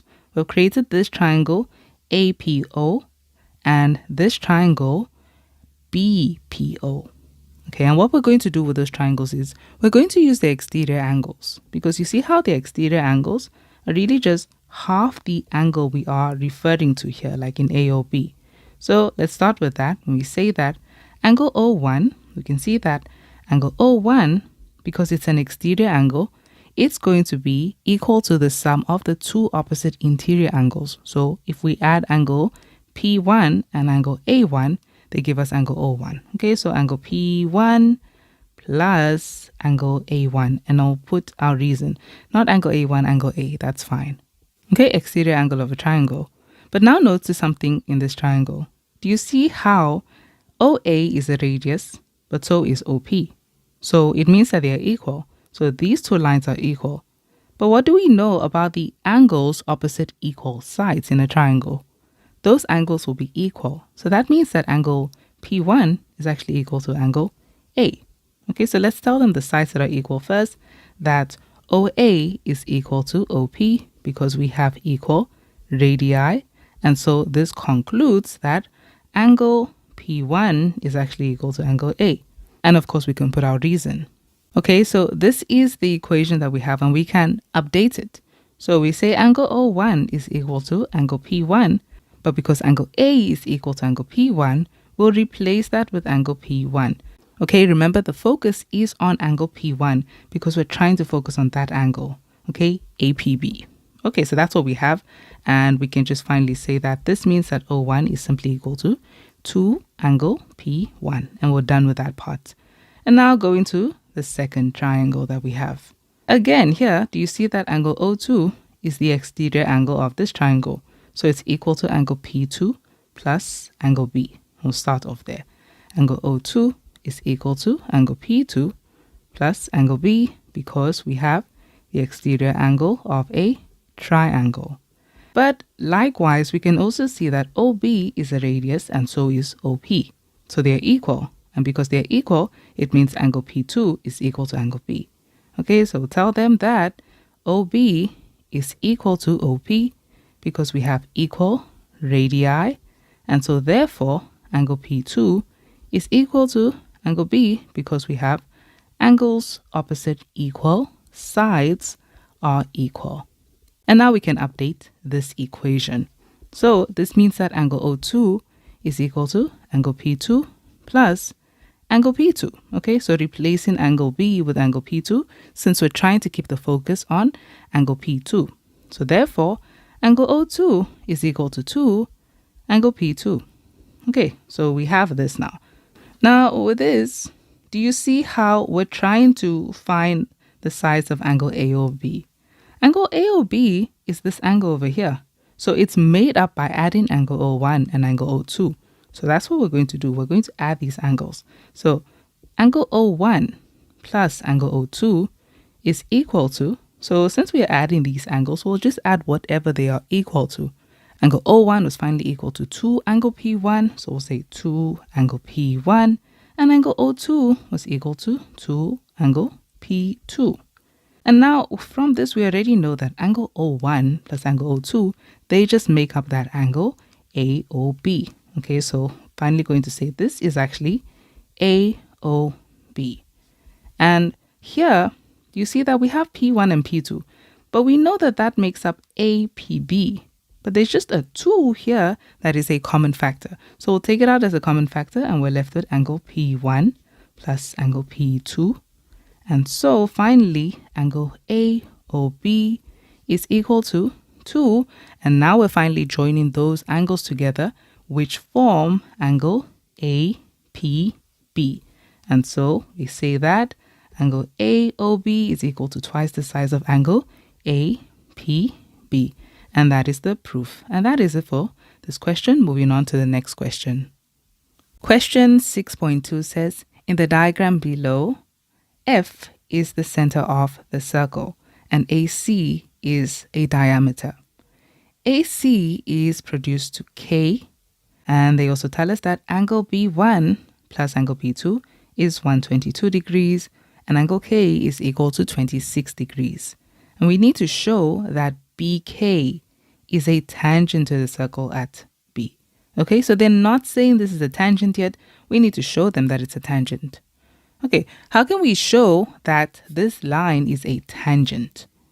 In this one, it's quite clear. We don't have to overthink it. But remember, when you are trying to prove that something, okay, is a tangent, you're going to have to think about theorems related to tangents. Okay, so if those theorems prove to be true, then this is a tangent. Okay, so in this case, we can clearly see that this is hinting at the tan chord theorem because we don't really have a radius, going to that and then proving that, okay, that's 90 degrees. There's nothing like that. So we clearly have to use the tan chord theorem. So if the tan chord theorem is true here, then this is a tangent. So here's how we can do this. Let's look at this line and we can see that if this is indeed a tangent, then the angle between this line and the chord, which is angle B2, it should be equal to the angle supported by that same chord at the circumference, which is angle A. So what we are required to prove, and I'll say RTP, we are required to prove or required to show that angle B2 is equal to angle A. So now your next step is find angle B2 and find angle A. And it's very simple in this case because they've given you actual angles with numerical values. It's not like they didn't give you numbers. We have those numbers. So let's focus on finding that. Okay, how can we find angle B2? Okay, this one seems quite simple because this is angle B2 here. Added with angle B1, it gives 122 degrees. So it means that if you find angle B1, then you know what angle B2 is. So how do we find angle B1? Well, angle B1 is supported by AC, which is a diameter. And we know that the angle supported by a diameter in a circle, okay, is 90 degrees because we have an angle in a semicircle. So we can start off there. Angle B1 is simply equal to 90 degrees because of angle in a semicircle. And now that we have that, we can finally find angle B2. You see, they initially told us B1 plus B2 gives us 122 degrees. So angle B1 is already 90 degrees. Well, you can, no problems. You can say angle B1 plus angle B2 is equal to 122 degrees. This was already given.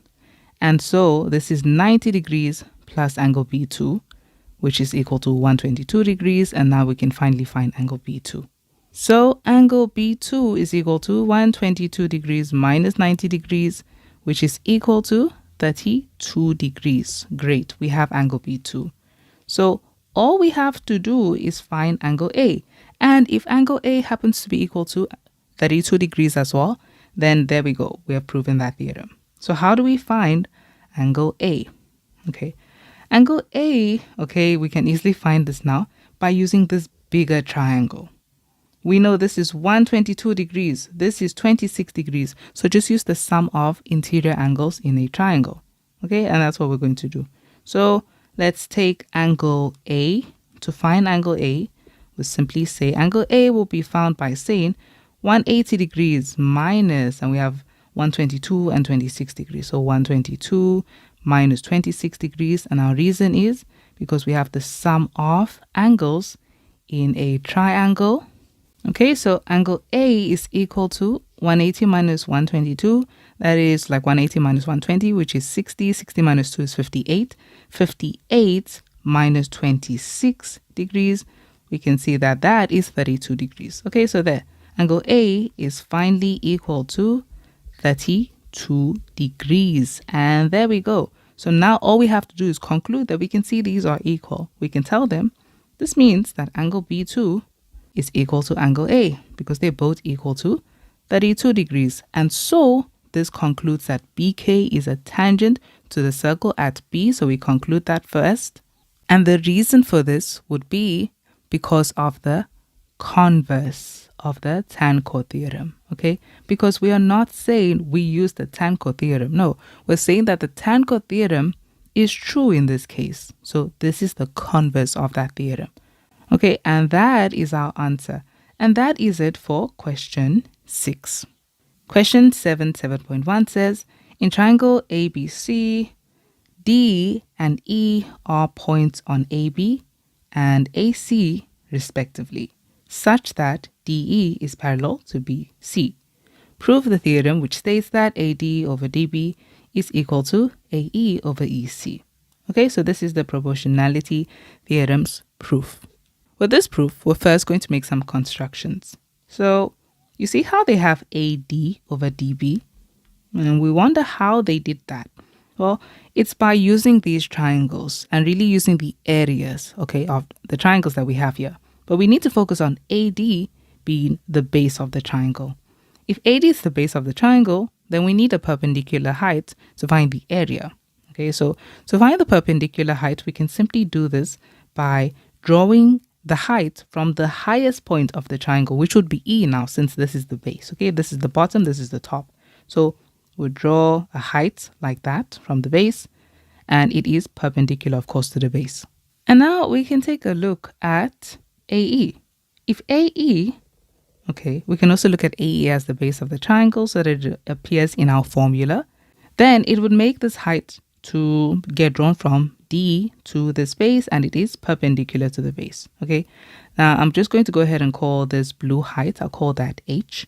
You can call it H, H1, or K. I like using H and K. So they're just two different things and I don't accidentally confuse them, okay, because of the number. And then I'll call the red height K. Okay, so here we go. And you see how that sorts out your case with AD and AE. But then we also need DB and EC to be included in this formula, in this calculation, this equation we're going to create. So how we do that? You see, with DB, if we treated DB as the base of a triangle, so looking at this, let's see if it's the base. We can create a triangle here by joining E and B.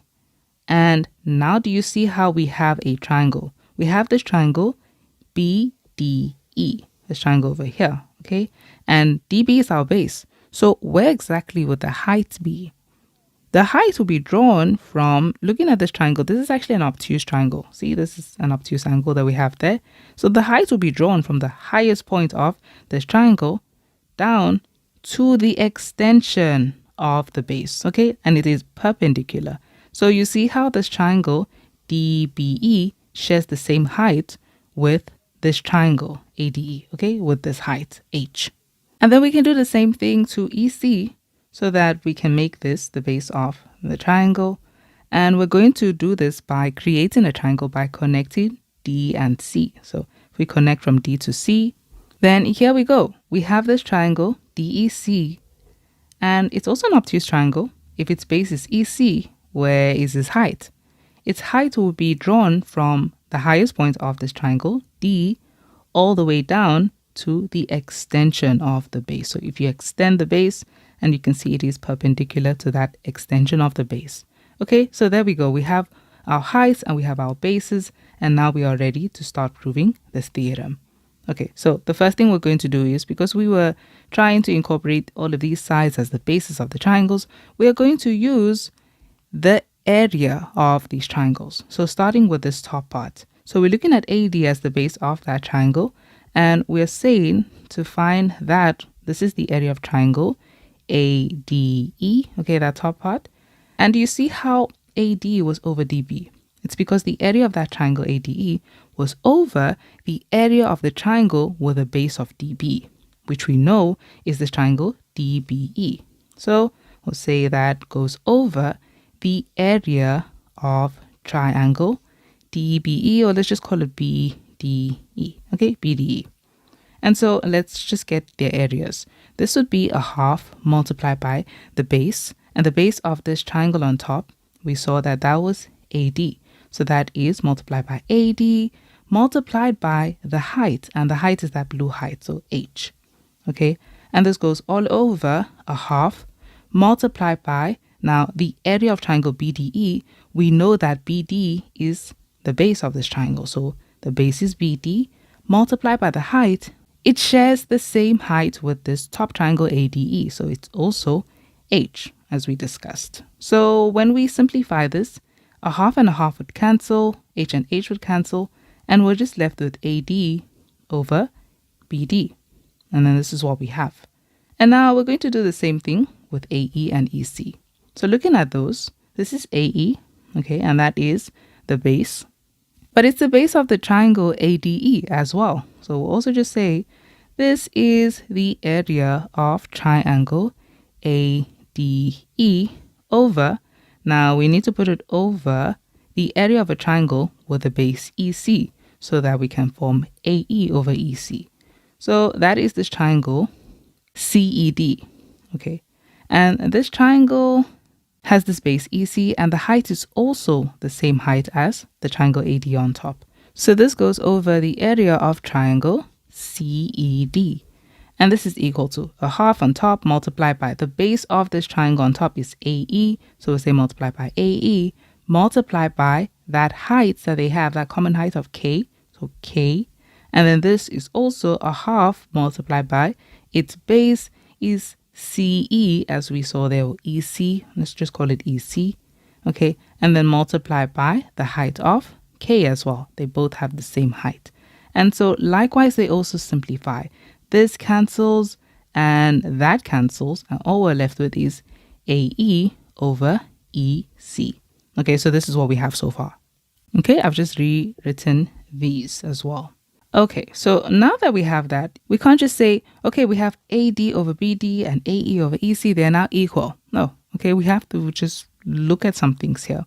So you see with the triangle on top, ADE, of course it's equal to this triangle ADE. It's exactly the same. These two triangles are the exact same thing. So we can't say that the area of triangle ADE is equal to the area of triangle ADE because they are the same triangle.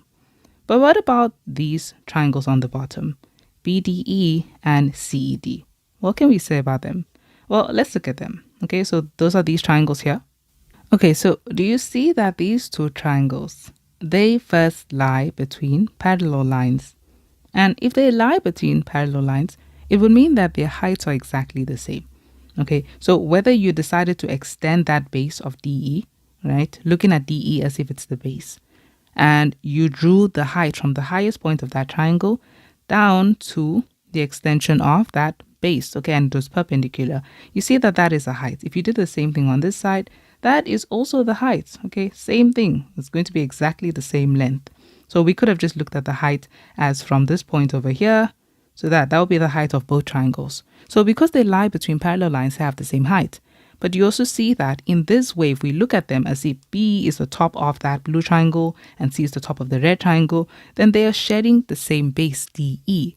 Okay, so that's the two things we can point out. We can tell them that the area of this triangle, BDE, okay, BDE, we'll just tell them triangle, is equal to the area of the triangle CED because they have the same base and the same height. So we'll tell them that. Okay, so they have the same base, EC, and they lie between parallel lines. Okay, so that would conclude they are equal. So now we can finally conclude. So we're just taking this, the area of triangle ADE over the area of triangle BDE, right? That is actually equal to the area of triangle ADE over the area of triangle CED, because we saw that all the areas were actually equal. Those top areas, they were the same, and the bottom. So whatever they simplified to would also be equal. This simplified to AD over BD. So we can finally say AD over BD is equal to, and that simplified to, as we saw, AE over EC. So it's equal to AE over EC. And that is how we prove the proportionality theorem. Okay, so just ensure that it is the same as what they asked you to prove. Okay, and that is it for this question. Moving on to the next question. Question 7.2 says, in triangle DXY below, AC is parallel to XZ and BP is parallel to DZ. DY is drawn to intersect AC at B. Okay, so it intersects AC at B. And they want us to prove that BC over YZ is equal to DA over DX. Okay, so this is one of those ones that it's easier to just do than explain. So I'll try to explain this a little slow. So here's the thing. Let's first mark out the sides that they're mentioning. All you have to do is get from point A to point B. We're trying to get from BC over YZ to DA over DX. Okay, so let's see where these are. BC is over here. Okay, that's BC over YZ, and that's over here.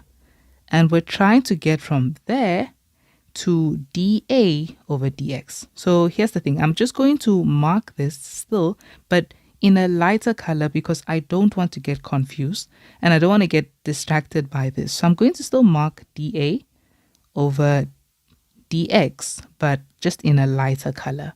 Okay, so we can just focus on this. We're just trying to get from this point and eventually get to those proportions. Now, I can see how this one is already looking weird because it's taking BC, like the triangle that you can see here. And I want you to just tilt your head to the left. If you tilt your head to the left, okay, like that, you see that we have this triangle over here, YDZ. And this is the line parallel to one side of the triangle. So you see that with this triangle, they are marking this line YZ, which is going to be paired with the line YD. Okay, so where exactly does BC come from? A way that you can find out is go from this one that we're not even going to focus on yet, right? Go from this line and then just see what it pairs with. So let me just get rid of these for now and let's just see what this pairs with. If you take DA over DX, because we have parallel lines, this is going to go with DB over DY. Okay, so it goes with this. Now you can focus on DB over DY. In this triangle on the bottom, what will that go with? What will that pair with? That will pair with, because these are the parallel lines we have, it's going to clearly pair with DZ over PZ. Okay, so there. This is where it comes from. So somehow PZ was probably equal to BC. And let's see how that's possible. Why were they equal? What made them include BC here, which looks like it has nothing to do with PZ? Okay, and when you look at that, do you see that BC is parallel to PZ and BP is parallel to CZ? This is a parallelogram. Okay, you have two pairs of opposite sides being parallel. And if it's a parallelogram, what it means is that BC is equal to PZ. Opposite sides will be equal. And of course, that would also mean that BP is equal to CZ. But we don't see a reason to now start including CZ. It's fine. So it's a PZ that they replaced with BC. And that's where the confusion came. So we can first state that. We can show them that this shape, BCZP, that is actually a parallelogram. So we can tell them the two sides that are equal. We'll tell them BC is actually equal to PZ, because we have the opposite sides of a parallelogram are equal. Okay, so that is down. So we know that what they just used here was PZ, and we'll just keep that in mind. Okay, and now let's just continue with this. So we know those two are equal. Great. And now we can go ahead and look at this triangle on the bottom with PB being parallel to DZ. Let's look at that triangle. So with that, what we're taking is PZ over YZ. Okay, so we'll say PZ, I'm going to say it like this, PZ over YZ, that is equal to, because of the proportionality theorem, it would be equal to BD over YD. Okay, and I'm just trying to see, did they name it in any way that we should follow? For now, let's just call it BD over YD for now. And the reason for this is because we have a line drawn parallel to one side of the triangle, or you could say the proportionality theorem. Okay, so we have that down.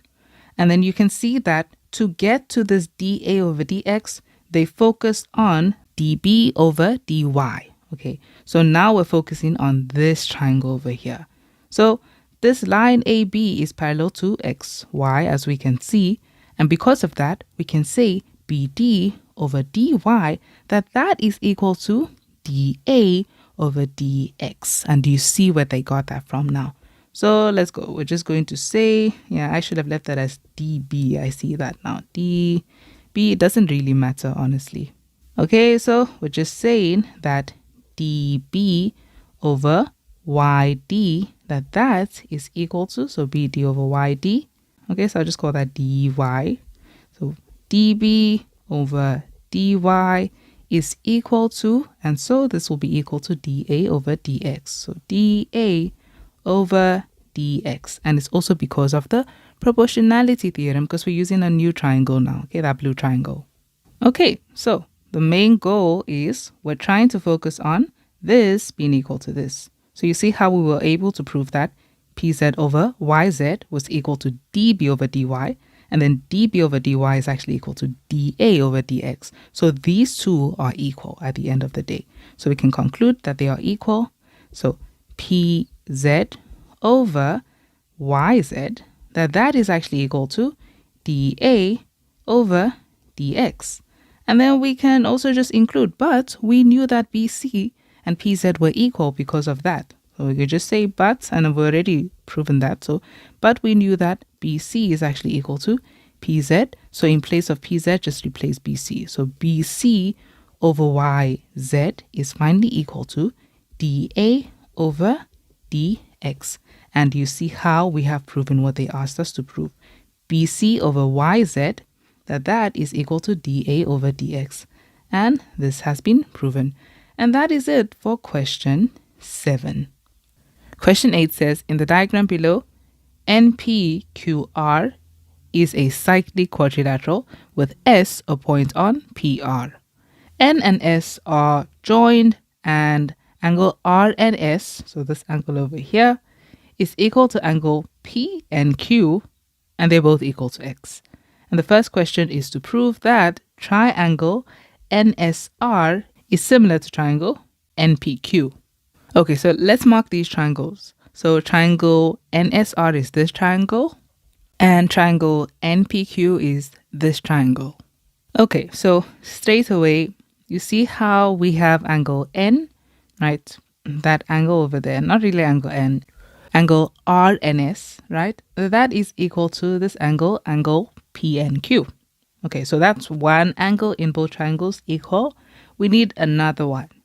Okay, do you see how this has been drawn? We have lines going across, so we can see that bow tie theorem, okay, angles in the same segment. So that means that angle R1 is equal to angle Q2.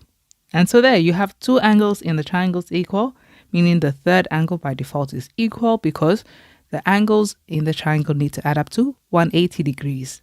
So let's go ahead and start by introducing our triangles in triangle NSR and triangle NPQ.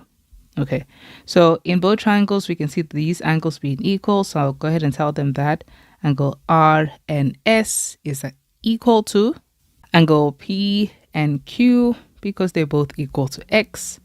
And we can also see now that angle R1 is equal to angle Q2. So angle R1 is equal to angle Q2. Now, this was equal because this was already given. It's not something we needed to find, but these two were equal because of angles in the same segment.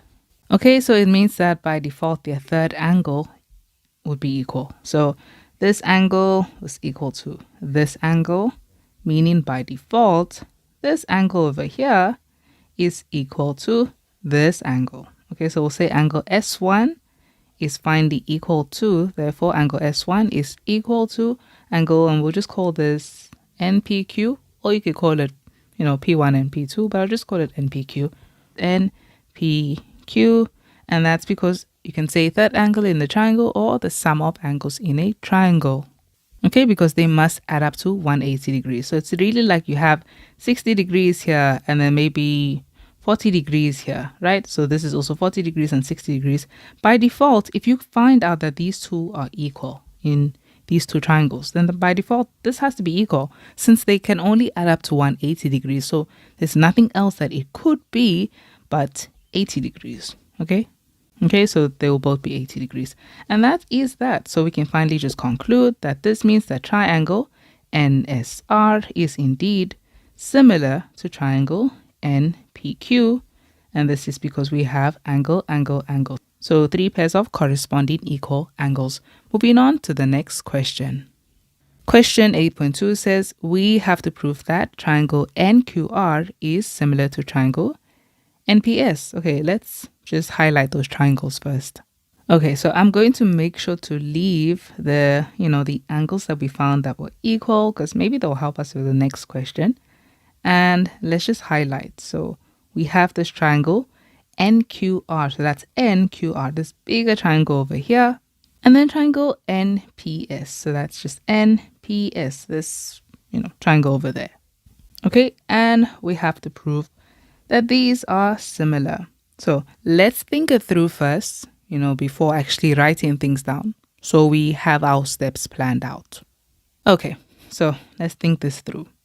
Do you see that in this triangle? Well, this one you just really have to think about it and just let's focus on using theorems. I don't want to now start taking angles and saying this plus this is equal to this. I don't want to do that because that can just complicate things. So let's start by trying to use the butterfly theorem. You see how, or the bow tie theorem, you see how we were able to show that, this angle is equal to this angle.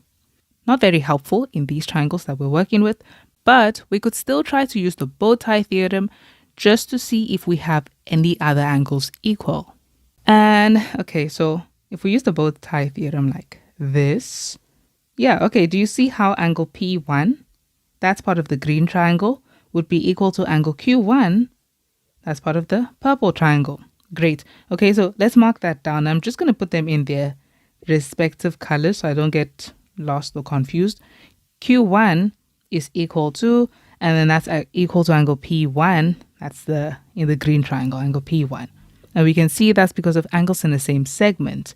Okay, now all we need is one more pair, okay, of equal angles in these triangles, and then we're done. Then we can just say the third one is equal because of the sum of angles in a triangle. So, which other one can we work with? We have, okay, we're already done with this part. And in the purple, we're done with Q1. So we could focus on S2, but I don't want to do that because like S2, it has a relation with S1, which has a relation with this one. And you see how we've already found this. So it just looks like a dead end. So I'm not going to go with that. How about we focus on these ones here, okay, by N. So this angle, the green triangle, okay, do you see how we can actually just name this angle? It's called SNP. And that is actually equal to X plus angle N1, right? And yeah, okay, I see that. So in the purple triangle as well, we can also name that angle at N. That is RNQ. So RNQ is also equal to X plus N1. See, X and N1 make up that angle. So that's why they're equal. Okay, we have two pairs of equal angles. The third one will be equal by default. So let's go ahead and name our triangles. Okay, so in triangle NQR and triangle NPS, that this is, we're going to find the two that we have first. Angle Q1 was equal to angle P1. So angle Q1 equals angle P1. And that was because we had angles in the same segment. Okay, and then we also see that angle SNP, and this is not really for any reason, it's just, because of what we found. So angle SNP, not even what we found, it's just what it is equal to X plus angle N1. That's what it's made up of. And then angle RNQ is also the same thing. So angle RNQ is also made up of X plus angle N1. And so this is just because of what we have been given. It's not really anything else. It's just given because we were given that was X and that is also given. And so because of this, we can conclude that they're exactly the same. So SNP is equal to RNQ. They're equal to the same thing. And so because they're equal now, this is the second angle in the triangle that is equal.